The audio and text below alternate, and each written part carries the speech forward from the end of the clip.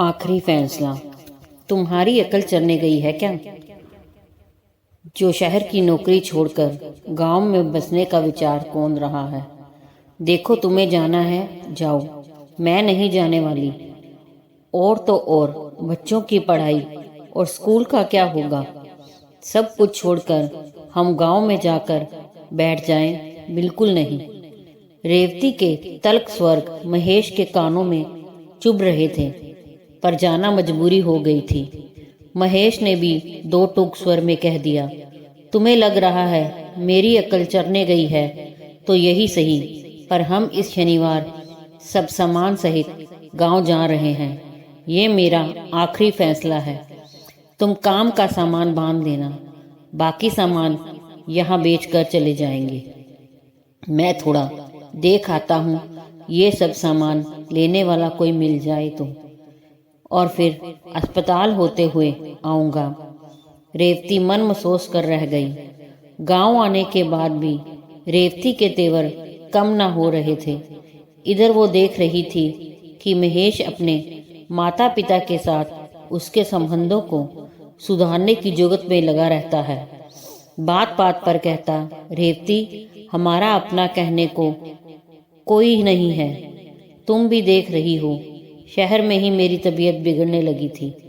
कल को कुछ हो गया तो इनके अलावा और हमारा कहने को है ही कौन?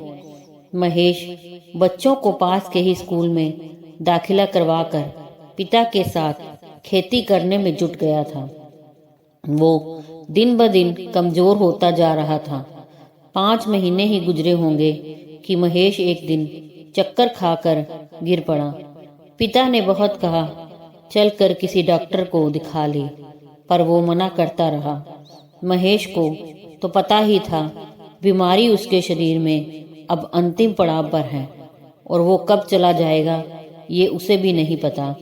एक रात सोने से पहले उसने रेवती से कहा, रेवती, मैं अब नहीं बचूंगा।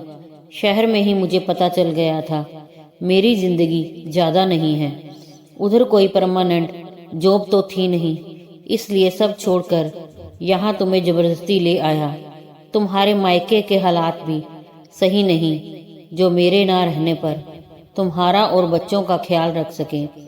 यहाँ माँ बाबूजी तुम सब पर जान लुटाते हैं। बस यहाँ से कहीं मत जाना, इनके साथ ही अच्छे से रहना। तुम कह रही थी ना मेरी अकल चरने गई है। सच ये है कि अब भी अकल से ही काम लेकर यहाँ आया हूँ, ताकि सबके साथ तुम लोग घुल मिलकर मेरे जाने के बाद भी अच्छे से रह सको।